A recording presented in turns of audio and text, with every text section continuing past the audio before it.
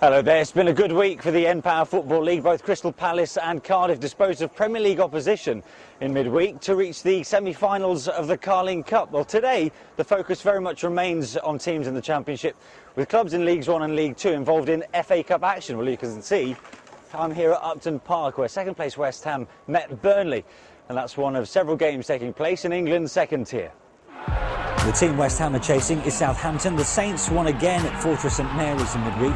Today they were looking to do likewise when they travelled to Doncaster. Middlesbrough knew a victory would take them up to third in the table, but they're up against one of the division's form sides. They're at McInnes's Bristol City. Nigel Pearson left Hull City to take charge at Leicester barely 3 weeks ago. Today Pearson was back at the KC, trying to get one over his old side. And there's been a sense of déjà vu at Portsmouth this week, as uncertainty engulfs Fratton Park once more. It was a small matter of a home game with Coventry to focus on Saturday. But we start today's show, though, with the game involving Leeds United and Millwall. It was Leeds' first home game since news came through last week of Gary Speed's tragic death. Gary, of course, spent over a decade with the club and was part of the 1992 title-winning side. So, as you can imagine, it was a hugely emotional day at Elland Road. This was a day when being there meant so much, when a name meant more than a game, as supporters gathered outside the ground to pay tribute to one of their own. Today's giving us an opportunity to actually come and witness this and be part of it, but it's not going to go away after today. This is going to be with us a long time. A lot of emotions, I think, today. Yeah, it's going to be a big build-up before the game, and then hopefully we can have a good game afterwards for him.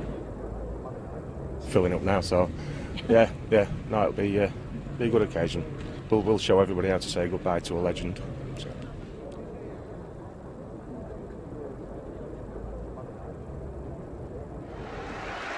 Fittingly, Gary Speed's midfield partners from the League Championship winning side of 1992, Gary McAllister, Gordon Strachan and David Batty, led the tributes on the pitch as Gary's widow Louise and their two sons looked on.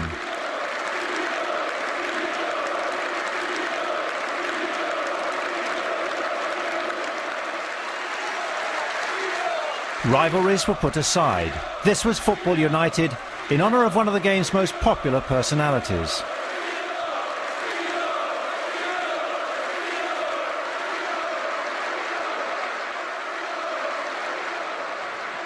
Players from both sides could be forgiven for playing out a subdued first half.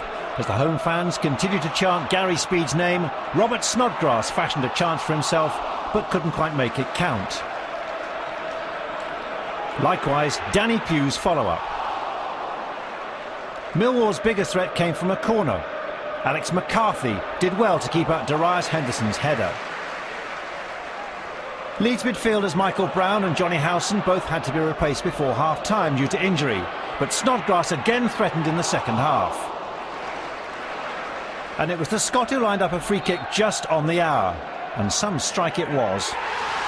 The roar and the celebration made it clear. There was no doubt who that left-footed special was for. 2 minutes later, substitute Lloyd Sam teased Millwall again. And there was Snodgrass once more for his 7th goal of the season, stooping rather than leaping, as per the Speed tradition.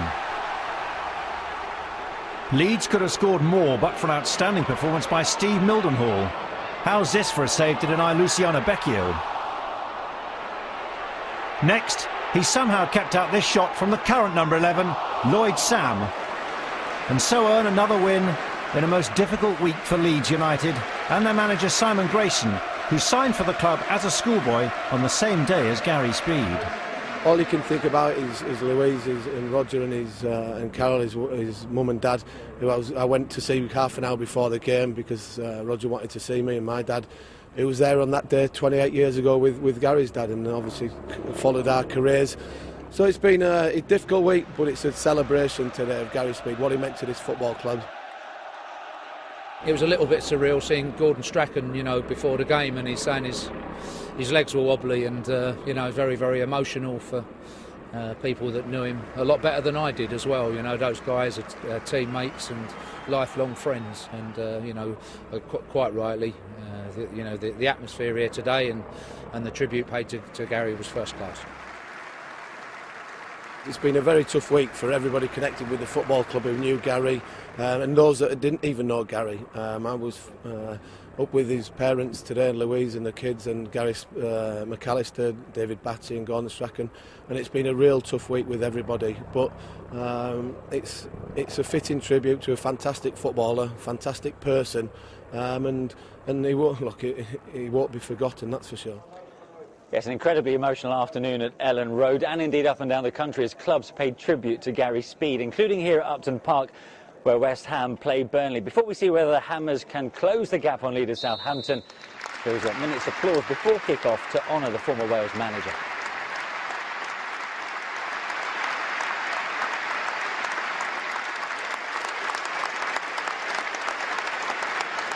Well, West Ham were looking for a 5th straight league win and dominated the first half here. Kevin Nolan should really have put them in front, but didn't quite make the connection from Carlton Cole's cross. In the second half, a move that wasn't quite the West Ham way. Robert Green's long heave-ho received a flick and a kick, and Nolan had scored a fitting tribute to his former Bolton teammate Gary Speed. Junior Stanislas signed for Burnley from West Ham in the summer, and just 5 minutes after that Nolan goal, it was his cross that set up Grant McCann to level for the Clarets. West Ham had hammered 5 past Burnley in each of their previous 2 visits, but they were struggling to add to their 1 this time. Piquion denied by the face of Kieran Trippier. Then it was Jack Collison's turn, but the Burnley defence continued to throw various parts of their bodies at any attempt on goal. On came Ross Wallace and Sam Vokes for Burnley. Wallace took a corner, Vokes headed past Green, and Burnley were in the lead. The hosts pushed on as they looked to salvage something from the match. Carlton Cole tried his luck, but it just wasn't to be, and West Ham's winning run came to an abrupt halt. A 3rd win in a row, though, for Howe's Burnley.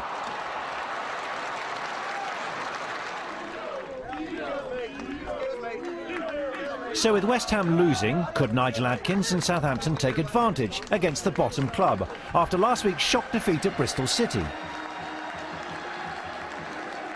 The home side started brightly, and they showed they weren't going to be intimidated by their high-flying visitors. The former Southampton midfielder Simon Gillett tested Kelvin Davis from 20 yards out. Another charge forward this time from James O'Connor led to another Doncaster chance. But after all the good work by the right-back, Brian's stock shot went the wrong side of the post.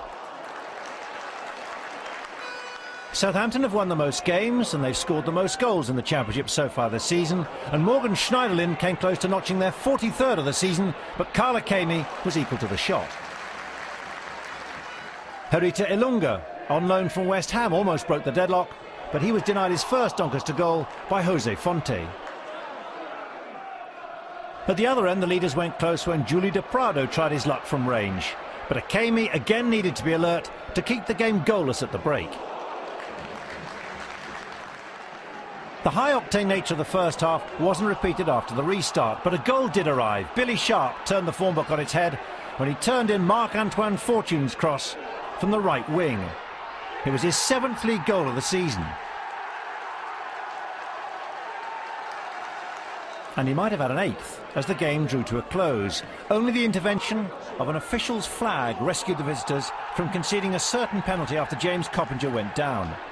Nonetheless, Rovers are off the bottom, but for Southampton, it was an opportunity missed. We've got some good players, and as you can see, I've tried to bring good players into the club, and it was just a matter of time before we got that result. That's the beauty of football, as we always talk about it. You know, we've come here, we give Doncaster a lot of respect in our preparation. You know that we can never ever underestimate the opposition. And again, we've come away from home and you know, we probably had a lot of the football, tried to score goals. And at the end of the day, we've been done with a sucker punch where we are attacking. And one aimless ball over to them, not an aimless ball, one clearance from them, as we've allowed them to get in, and from there they've scored a goal that we're very disappointed with from our defensive point of view. Eddie, very well done. 3 wins in a row. You must be delighted. Yeah, really pleased. It's a very, very tough place to come. They're one of the best sides in the league, and to come here and win and the manner that we did it as well really pleases me. It's a shame that, you know, after a big 3-game week and we've got the opportunity to, you know, to get 9 points out of it with a home game, that we end up slipping up and getting nothing indeed. And I'd have settled for a point. Like I said in the end, always respect the point, whether you should be winning or whether you shouldn't. Make sure you don't lose it, particularly at home. And the lads are even sicker now that they've heard that Southampton lost at Doncaster. So it's a very, very disappointing day for us result-wise, but as in terms of the players' commitment and quality and effort, really, really very good. So after this sticky start, what's clicked in the last 3 games? I think confidence, really. We're a young side now. Had a lot of changes from last year. The lads are starting to believe in themselves. We start to gel. Haven't played a lot of football together, and sometimes it does take a little bit of time. But now, hopefully, you know, we can look upwards rather than downwards. And a word for the fitting tribute before kick-off to honour Gary Speed. Obviously, you know him quite well from your time together at Bolton. Yeah, sure. I mean, you know, it's a real difficult situation to accept or even understand, and but it's affected us also so very badly. The people who have been, you know, in touch with Gary in terms of playing with him, or me managing him, or Martin Margetson here, his goalkeeping coach, Jack Collison, who plays for Wales, are just absolutely devastated, of course. And you know, the tributes that are reverberating around football are unbelievable. And of course, for everybody really now, it's about, you know, the family, about Louise and the boys and the family, hopefully taking some comfort out of that, I hope. Yeah, some supportive words there from Sam Allardyce. Next up tonight, the match involving Hull City and Leicester City, who moved up into the playoff positions after their midweek win over Blackpool. And all eyes were on Nigel Pearson for this one. He was in charge of Hull only 3 weeks ago to take up the reins at Leicester for the second time of asking. In charge of Hull, of course, their caretaker manager Nick Barmby. At a highly charged KC Stadium was Martin Fisher. It's a fixture that has stood out like a beacon ever since Nigel Pearson controversially quit Hull to go back to Leicester. He walked out just 18 days ago. The wounds are still painfully fresh here. Unsurprisingly, there's a hostile reception on his Humberside return. How dearly the home fans want to win this one. Pearson signed 10 of Hull's starting lineup. The only exception, veteran left-back Andy Dawson, the sole survivor from their Premier League days. Paul McKenna is back from suspension. Hobbs and Fryatt are both former Leicester players. There's one change for the visitors. Neil Dann starts after coming off the bench to score in Tuesday's win over Blackpool. Paul Gallagher drops to the bench as Leicester look to extend their recent unbeaten run. Emotional scenes emulated across the country today.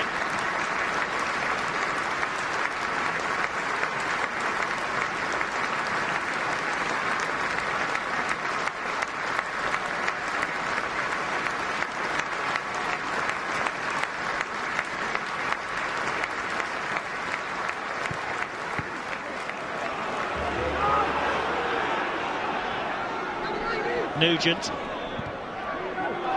Stopped by Rossignol, but Leicester get the throw. Quickly taken to Dyer here, who almost got clear of McLean. Cleared as far as Nugent to go with it first time. It was always going wide, but it certainly got the Leicester fans behind that goal on their feet in excitement. Nugent. Beckford. Now Neil Dans. Peltier arriving. And Hull closing the door. What a fantastic ball that is out of defence. Stewart, checked by Konchesky. He's got runners to his left, if you can see them. Corrin in loads of room. It's Robert Corrin for Hull. Fryatt is there! Couldn't get the touch that it required. Well, Leicester horribly exposed at the back here. Great work from Stewart. Great vision to pick out Corrin. The angle not kind for a shot on goal. Tried to cut it back for Fryatt and Stewart, who are arriving. And neither of the Hull City forwards could supply the touch that was required. This is Cameron Stewart. Fryatt. Good tackle, Bamba. McKenna will win it back for Hull. Fryatt letting it run. Stewart. Again, Bamba is there, but it's reached McLean. Real chance here. Took too long. And then goes down penalty. He was just caught by Matt Mills. after Mills originally had put the block on him. Now the chant from the Hull fans is off. Matt Mills is red-carded and is sent off. Leicester down to 10 with less than half an hour on the clock. I thought the chance initially had gone here as he took too long, but there, as McLean looked to wriggle away, Mills appeared to stick out his boot again. Just there. It's a great spot by the assistant referee near side. That looked a clean tackle. This wasn't. Penalty. Had to be a red card. Mills can have no complaints at all. Matty Fryatt with a chance to put Hull in front. Fryatt, the former Leicester man, scores! Schmeichel sent the wrong way, and Matty Fryatt continues his purple patch in front of goal. 4 in 4 for him now, and the Hull fans have their wish. Their former boss is behind. Hull 1, Leicester 0 at the KC. Calm as you like. A slow burner that is roared into life. And what a shocking start for Nigel Pearson on his return. A man down and a goal down. Neither of these teams last season made much of an impact on the promotion race. Neither made it into the top 6 as Nugent is through here for a chance. Golashi kept it out. Konchesky scores on his weaker right side too. 10-man Leicester level, 5 minutes from half-time. Well, it looked as though the chance had gone here as Nugent sized up the opportunity and was denied by Golashi. So really cool finish from Konchesky. Bent it with his right foot beyond the goalkeeper and inside the far post. That's as sweet as they come. Pearson back in it. 9 outfield players at the moment doing the work of 10. Stewart. Might be worth a go here. Good save by Schmeichel. Fryatt to pick up the pieces. Well, Stewart really got hold of this one. And look at the bounce in front of Schmeichel. That's what could have made life awkward for the goalkeeper. We've got everything behind it there.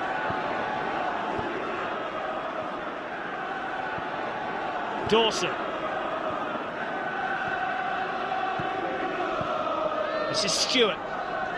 Now McLean forgot to take the ball with him, but he's reclaimed it quickly. Corrin. Oh, what a pass! Rosinia! Oh, got his feet tangled. It's a fabulous run by the right back.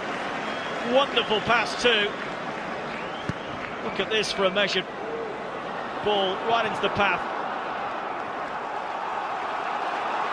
Steve McNamara, the England Rugby League coach, having a look at how the other game is played. Evans, McKenna, Rosinia wants it far side. This though is Corrin. Now Rosinia attacks. Looking for Fryatt. In by Dawson, what a shot! And what a save by Schmeichel. Andy Dawson caught that so well. Brilliant stop from Schmeichel. What a goal that could have been. I've been very impressed in the second half. The way Hull have made their extra man pay and have got their fullbacks forward to such good effect. Rosinia down the right and Dawson down the left. Corrin with Stewart free to his left. McLean and Fryatt wait in the centre. Rosinia is back post. Stewart is away from Peltier. Never likely to beat Schmeichel there at his near post. Lovely footwork though to escape the attentions of Peltier. Dawson. Fryatt goes down under the challenge of Bamba. Referee not interested. 2 penalties in a day might be a little generous. No doubt about the first one. Let's have a look at this one again. Well, Bamba is leaning across Fryatt. You've seen them given. There's definitely contact, isn't there?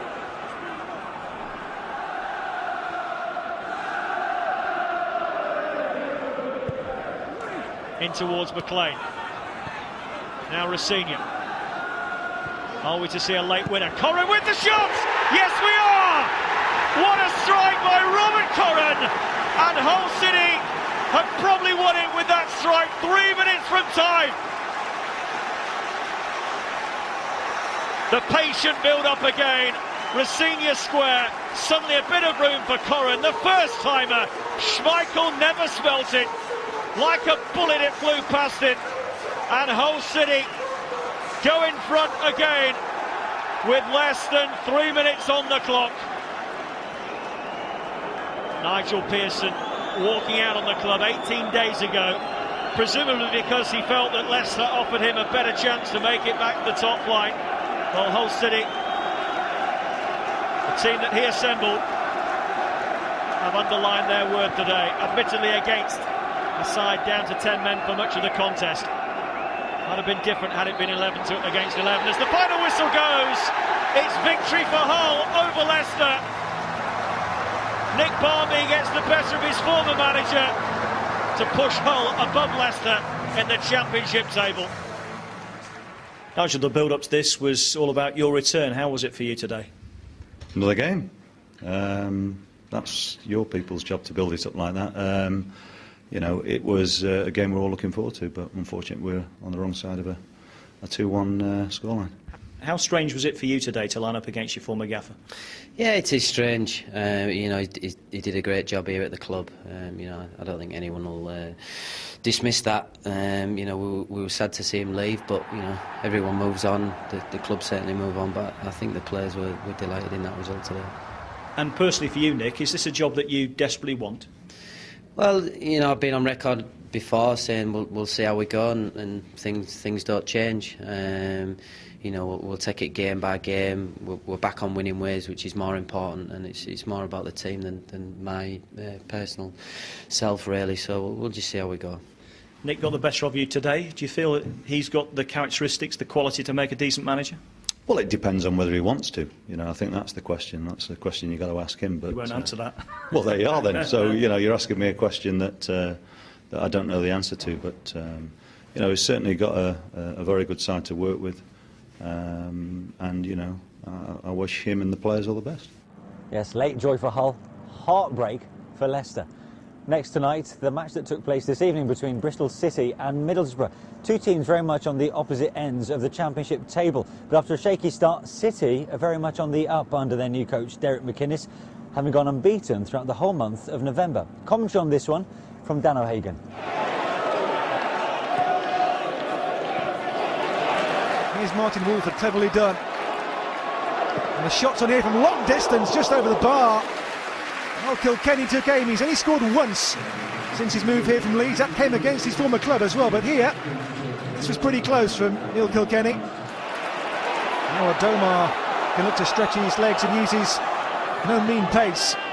Adomar held up there by Haroud. Checks out now to Kolskoos. And Adomar with a crossing chance. A little pullback instead here for Kilkenny. Tees up the shots. And Nicky Maynard's shot does sting the palms of the goalkeeper, but not a real overextension here of goalkeeper Steele. This will go down as a fairly routine save. Here's Adomar. Adomar and Kolskoos can get the cross in here too. It's not a bad ball in two for Wolford. Goalkeeper parries Maynard. What a double save that is. Just beat the first away, but then had to get down and react superbly here to keep out the second. That is an outstanding reaction, reflex save. Back out now to Justin Hoyt to have a go, perhaps! He's only ever scored once in 95 games before tonight for Middlesbrough. Punchy spell from front foot Middlesbrough. Here's Marvin Emnes. Marvin Emnes still here, great effort. Did well there to fashion the chance and into David James's grateful midriff, but Emnes, who's now almost 5 games goalless. So Adomar breaks though the Nicky Bailey's possession. And Skoos was in strongly and fairly breaks now to Adomar for Bristol City. Albert Adomar! Steele with a save. Good effort and a save to match too. A save worthy of the strike from goalkeeper Steele. Kilkenny now for Bollasy. Palace can't find a way past McMahon. Or can he? Yes, he can.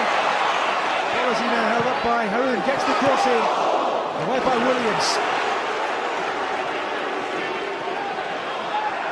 Neil Kilkenny. Cross deflects with a hand, was it? Again, the home fans feel hard done by Kilkenny. Says a clear handball in his eyes. Marker's hand was raised, the ball hits it in the box, but nothing given. Here goes Adomar. Adomar now will try and take on Rhys Williams. Adomar, and Cisse, and Golskews, and Albert Adomar again. It's Adomar, driven across, and still has to get down there to turn away the scuffed shot towards goal. A decent stop. It was going in. Save had to be made as well. Here's Faris Haroun. Now Justin Hoyt has had a very busy and very impressive game tonight. Hoyt in this square. Now it's Emnes. And Emnes fouled here in what is a very prime position to shoot a goal. And Wilson, who had some of the praises of for not giving anything away tonight, has given away this free kick. It's Mallory Martin's free kick. Oh! And what a free kick!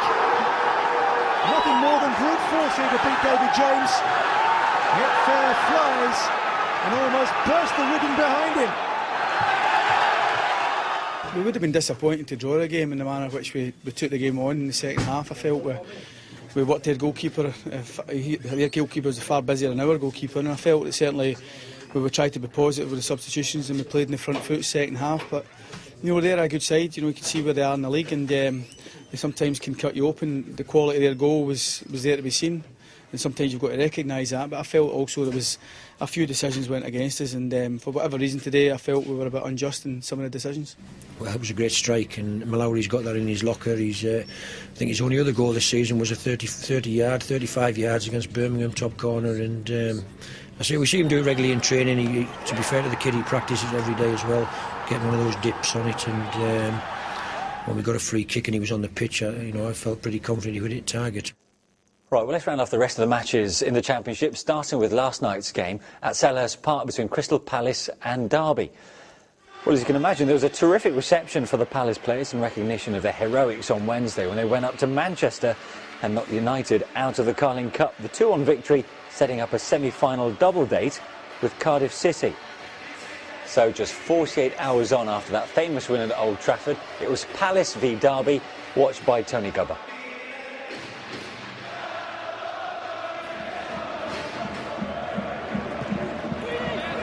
Derby County in 16th place with 24 points, 2 less than Palace. They have won away on their travels on 3 occasions, plus 1 draw, but here comes Ambrose steaming forward. That's come across to Murray!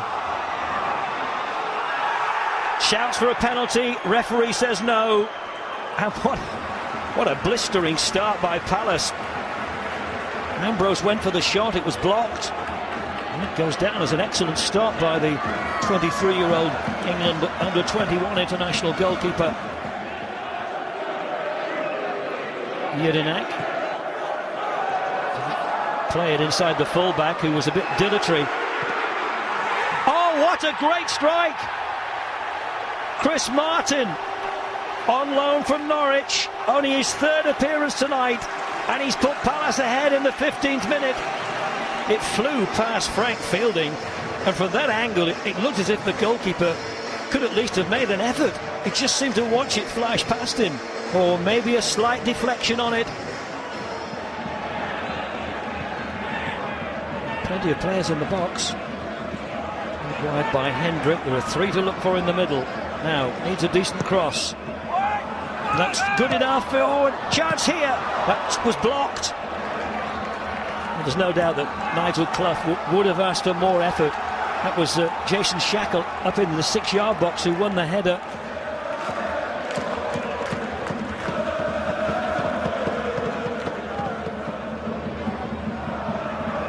Triskin will get to this first. Back to Green. That's a good delivery. It's an own goal. McCarthy has put Derby back in the game with an own goal. It was an awkward cross to deal with, He knew that there was a white-shirted Derby player just behind him, but he stretches out a leg and he's directed that past Julian Speroni. Derby looking to end that run of 5 defeats. Bennett's taken that ball off him. Again, the youngster's done well, and here's Green in, he's driven it in. It was a one-handed save from Speroni to deny Derby a winner in the 92nd minute. I am pleased with that because we come up against a very good Derby team, especially in the second half. You know, we played some fantastic stuff in the first half, and we could have maybe, you know, got 2 or 3 ahead, but second half they came right at us. They had nothing to lose. They had midfield runners, and I thought we defended fantastically well, and, you know, happy with that point in the end. In the context of the run that we've been in, we'd have certainly taken a point before the game tonight, but we played very well, as we did on Tuesday at home to Brighton, and unfortunately those 2 performances have only yielded 1 point. Could easily have been 6. With Forest's recent slump, Steve Cotterill could do with a hug, but it was his assistant Jimmy Floyd Hasselbank who got one instead from Brighton's Gus Poyet, almost suffocating him. It's a Chelsea thing, a beautiful thing. Unlike the match, here's one of the few efforts in the first half. It came from Paul Anderson. Those hoping for an improvement in the second half were left disappointed. Marcus Tudgay should have found the Brighton net with this header.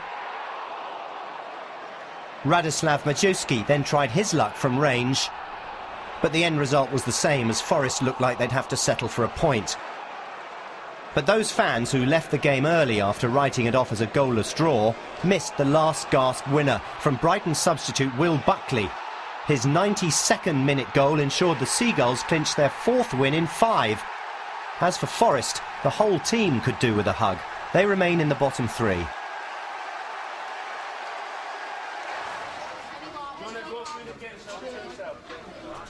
Reading fans were hoping it would be a happy day by the seaside, albeit well muffled. Their team was looking for a 3rd straight championship win. And the Royals had the better of the first half at Bloomfield Road. Adam Lafont had this great chance to put his team ahead. But 10 minutes before half-time, Reading did have the ball in the back of the Blackpool net.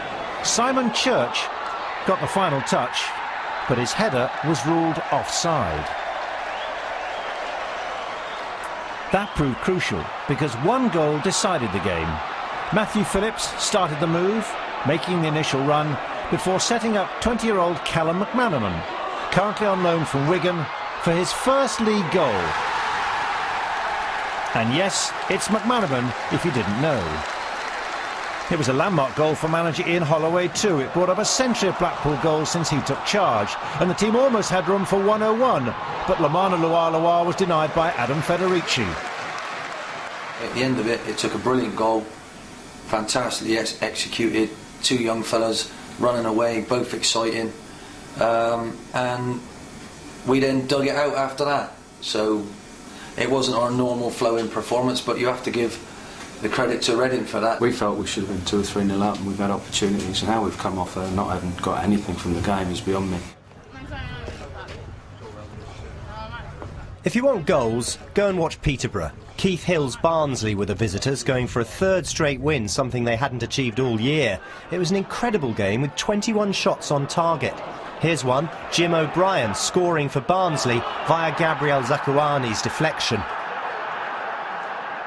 Peterborough had 14 of those shots on target, but they found Barnsley keeper Luke Steele in inspired form, saving first from Grant McCann, and then foiling George Boyd, who was making his 200th league start for Peterborough. Barnsley's attacks, though, always seem to produce goals. Here's Jacob Butterfield, unchallenged, letting rip. 2-0 to Barnsley. They'd won on their previous 4 visits to London Road and were well on their way to number 5 when Portugal's Ricardo Vaz Tê picked up the ball and released the Kraken. 3 up, game over. Or was it? Darren Ferguson's reaction was to make 3 substitutions in 1 go, and his team responded almost immediately.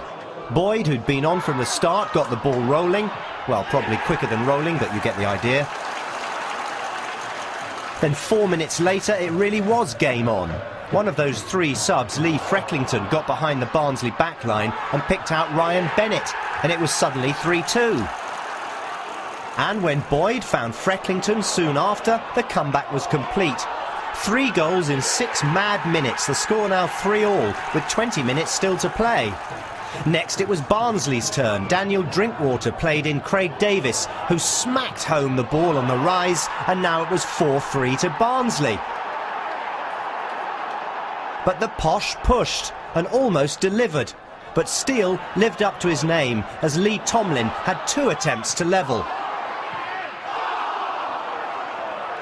The 20 league games involving Peterborough this season have provided 77 goals, almost 4 a game. Ryan Tunnicliffe almost made it 78, but hit the bar. An amazing match. I thought we'd thrown away a gift. Not a gift, to be honest. We worked really hard to go 3-0. We played exceptionally well against an excellent side who scored a lot of goals. But goals changed the momentum. The substitutes and the first goal that we conceded changed the momentum of the game. And sometimes it's very difficult to change that momentum. And, you know, they were worthy of at least a 3 each. You know, but the next goal was ours. Great goal from Craig Davis, and it won us the game. I wouldn't have minded the final whistle then, to be honest. For whatever reason, I just had a bad feeling, and they just had all the lady luck today. They've had 4 shots at, you know, 4 unbelievable goals, 2 deflections, the first 2 goals. So that's football, sometimes it happens.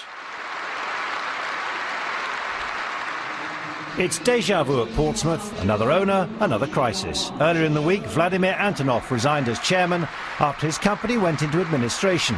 Pre-match assurances from new manager Michael Appleton that his players would be paid had the desired effect, although Dave Kitson was frustrated not to be able to claim a goal bonus early on. A bad week for the long-suffering home supporters improved in the 19th minute. Coventry goalkeeper Joe Murphy was adjudged by referee Carl Boyson to have tripped Joel Ward. Theatrical maybe, but a penalty. And Greg Holford coolly did the rest. The home side then withstood a spirited response from the visitors before coming close to a second goal. Kitson again couldn't finish as intended. Few who are born and bred in Southampton are popular at Fratton Park, something Coventry striker Lukas Jukovic knew well in advance of this fixture. His neat finish early in the second half did little for his standing among the Pompey faithful, but did endear him to his own fans. Joel Ward's birthplace has never been an issue for Portsmouth. He's the only member of the home team born in the city. And his popularity rose in controversial circumstances. His first goal of the season came after a free kick was quickly taken. Too quickly for the Coventry defence. The home side regained the lead. Andy Thorne's side should have equalised for a second time with 19 minutes remaining. Andy Keogh set up substitute Gary McSheffrey, but the Portsmouth goalkeeper Stephen Henderson saved the day. Players, you know, they're quite thick-skinned. They get on with things and tend to, you know, under adverse, you know, circumstances and situations, they tend to roll their sleeves up and meet it head on. And I think they did that today, and they did it with abundance. Yeah, you will. Blue skies over Portman Road, but Sean Dyche and Watford arrived in Suffolk determined to bring more gloom for Ipswich, who'd lost their last 6 games under Paul Jewell. Watford had failed to score in 9 of their 19 league games. Maybe this is why. Even top scorer Marvin Sordell looked out of sorts. But Ipswich have suffered even more as they too showed how to miss violently. When Scott Loach saved from Danny Collins, Ibrahim Asonko did a Sordell. But Loach could do little before the break as Ipswich duo of Daryl Murphy and Keith Andrews, both looking to join the Republic of Ireland's Euro 2012 squad, combined to put their side in front. Murphy with the cross, Andrews the finish. Could the Ipswich run of defeats finally be over? After half-time, Ipswich keeper David Stockdale kept it at 1-0, tipping over Adrian Mariappa's dink. The visitors kept up the pressure as midfielder Mark Yates rattled the woodwork as he went in search of his 4th goal of the season. But Watford pressed on and turned the game on its head with 20 minutes remaining. Sordell earned the Hornets a penalty after Sonko's challenge, which gave Sordell the chance to make it 6 league goals this season. 1-1. And then the wheels came off again for the Tractor Boys. 4 minutes later, Watford substitute Troy Deeney, who'd only been on for 8 minutes, quickly found his bearings to seal Watford's first away win in 7 and give Ipswich their 7th defeat in a row.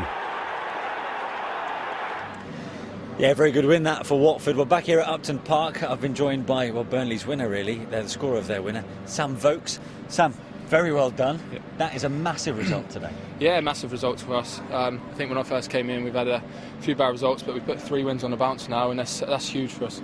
Coincided with your arrival, that's 2 in 2. You must be delighted with your own form. Yeah, of course. It was the main objective of mine to come out and learn, play some games, and obviously as a striker you want to score goals, so for, like you say, Tuesday night and tonight is massive.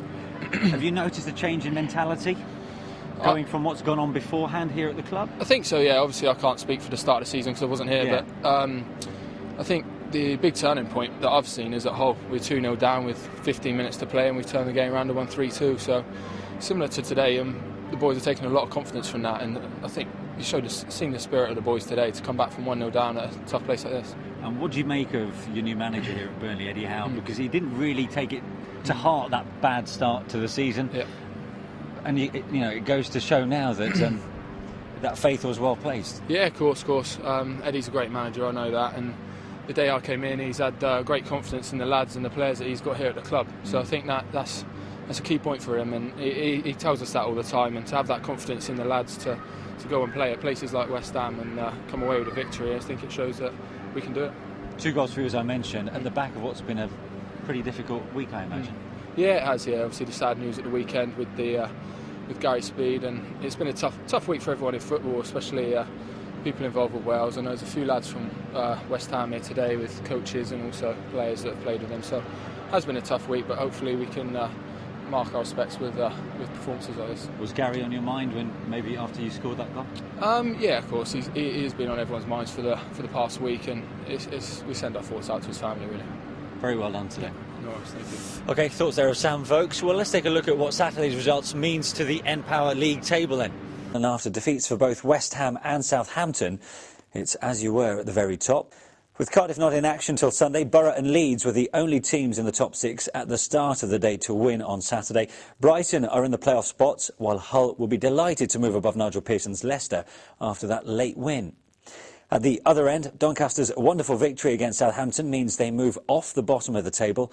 That dubious honour now goes to Coventry after their defeat to Portsmouth. Further defeats for Ipswich and Nottingham Forest do little to help their relegation worries. Well, that's almost it from us for tonight, but before we go, a quick reminder as usual, if you want to watch the goals back again, they are available on the red button till midday on Sunday and on Freeview till 11 o'clock Sunday morning. Otherwise, it's on the iPlayer all week, but for extended match highlights, they'll be online courtesy of the BBC Sport website. Coming up for you on Sunday evening, there's the best of the day's Premier League action on Match of the Day 2. Colin will bring you that at 10 o'clock on 2, and we're back next Saturday with all 3 divisions in the N-Power Football League. The Football League show, of course, will be with you at midnight on BBC One right after Match of the Day.